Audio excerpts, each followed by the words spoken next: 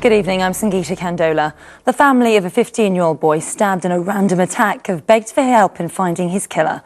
Alan Cartwright was out on his bike with his friends when it happened. He carried on cycling for a short distance before he collapsed. Today, with the backing of Alan's family, police released CCTV footage of the attack. Luke Hanrahan's report contains that graphic footage, which some viewers may find upsetting. Islington just after 7 on Friday evening. 4 innocent friends out for a cycle ride, attacked for their bikes. This, the moment the boy at the front was stabbed. He tried to escape, but 15-year-old Alan Cartwright later collapsed and died. It's a waste, isn't it? It's a waste of a life. Because you don't know what he would have become.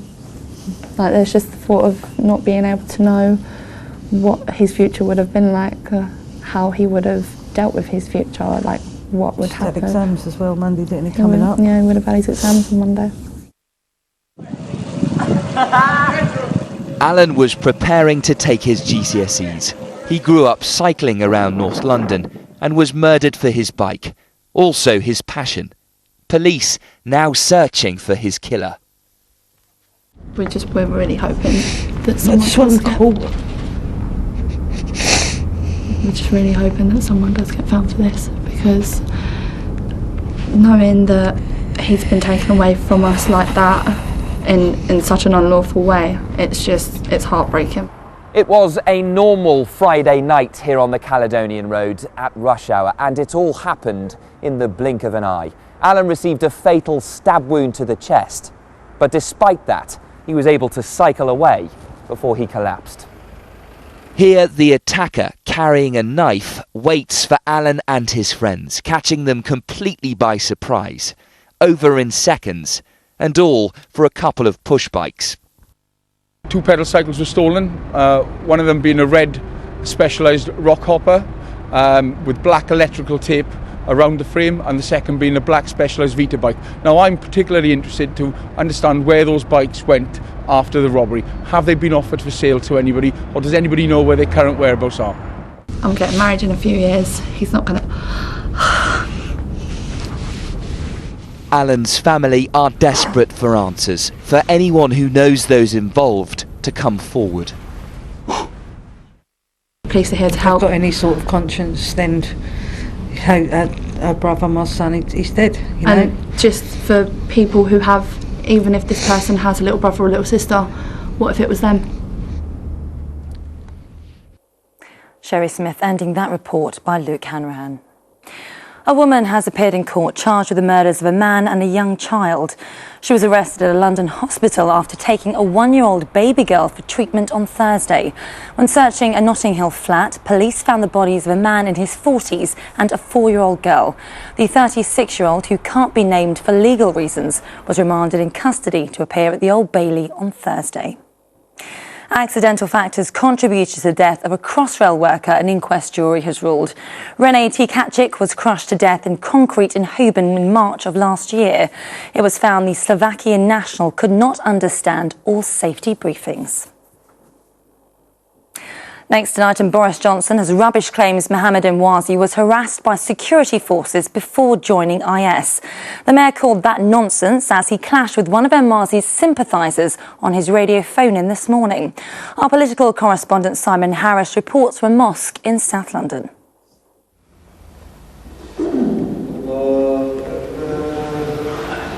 At Britain's largest mosque in Morden, prayers are led by 25-year-old Abdul Qudus. Born in Pakistan, brought up in South London, Qudus has been an imam for 3 years, and he believes it's fellow imams in other mosques who are to blame for the radicalisation of young British Muslims. It's like a cancer, it's growing and growing. Why is that? I think it's people in the mosque, the imams, they're responsible. They're not teaching the correct teaching of Islam. They're misconstruing it, they're playing with the young, infertile minds of our youth, and that's the unfortunate reality. The young leaders at this mosque preach their message of moderate Islam to students at universities and colleges. It's the sort of message which Mohammed Emwazi ignored when he was at the University of Westminster. The catalyst for Mohammed Emwazi's radicalisation is still not clear. It has been suggested he was angry at an approach from MI5. He was such a beautiful young man. Asim Qureshi from the pressure group Cage also made the jaw-dropping claim that the terrorist known as Jihadi John was kind and gentle. Today, he released a recording of Emwazi describing how an MI5 agent questioned him. And he just started, going on, trying to put words into my mouth, saying, no, you're doing this, and we're going to keep a close eye on you, Mohammed. We already have been, we're going to keep a close eye on you, threatening him. And then, just went out.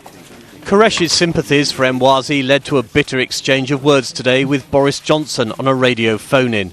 The focus of your indignation and your outrage should be on people who go out to join groups that throw gays off cliffs, that behead people who don't subscribe to their version of Islam, that glorify in the execution of innocent journalists and aid workers. They should be the object of your wrath, not the security services who are trying to keep us safe.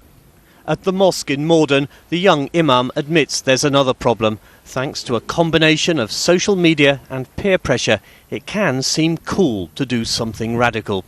Simon Harris, ITV News, Morden. The Met has referred itself to the police watchdog over the disappearance of an 8-year-old boy in 1981.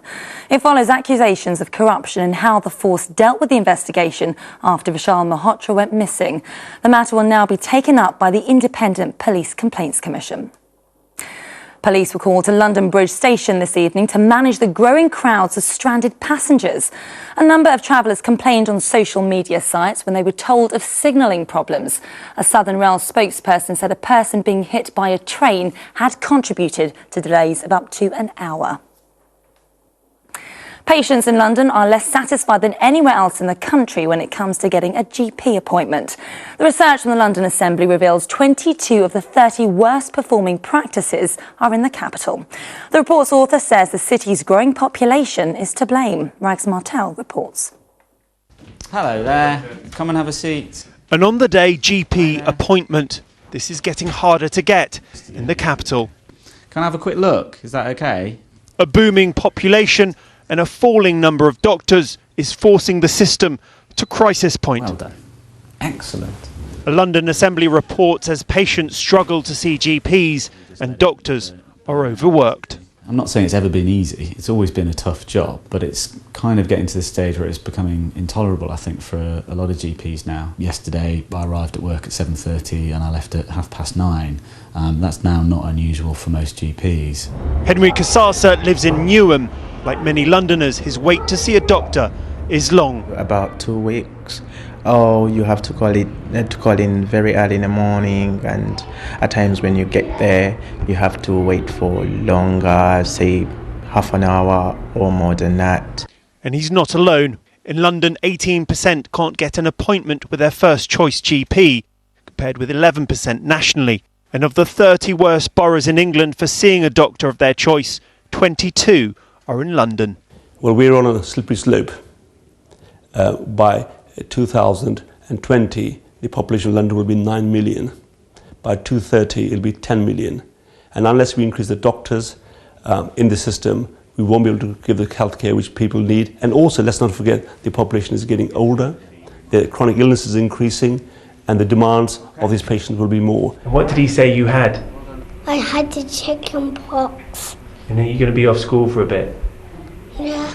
For how long? 5 days. Today's report says NHS England must do more to keep GPs and make the wait for appointments shorter. Rags Martel, ITV News. Right, time to take a look at what the weather has in store. Here's Martin Stew with the forecast.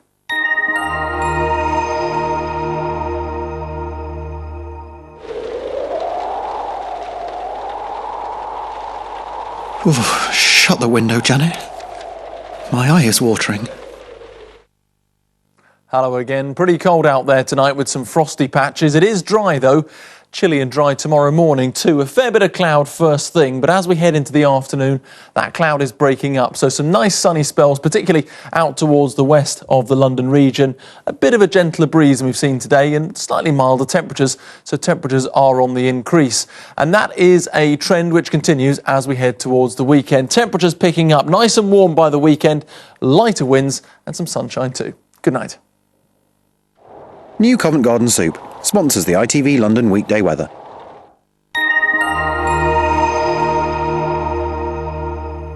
Now, could this be your lucky Tuesday? A lottery ticket worth nearly £2 million is still waiting to be claimed. So if you bought one lately in North London, you might want to check those numbers closely.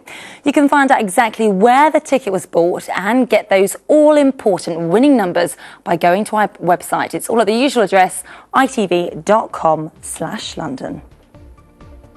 Good luck with that. Stay with us on ITV though. Tonight's On Assignment programme follows. We're back on air tomorrow morning with updates in Good Morning Britain. For me though and all the team here, good night.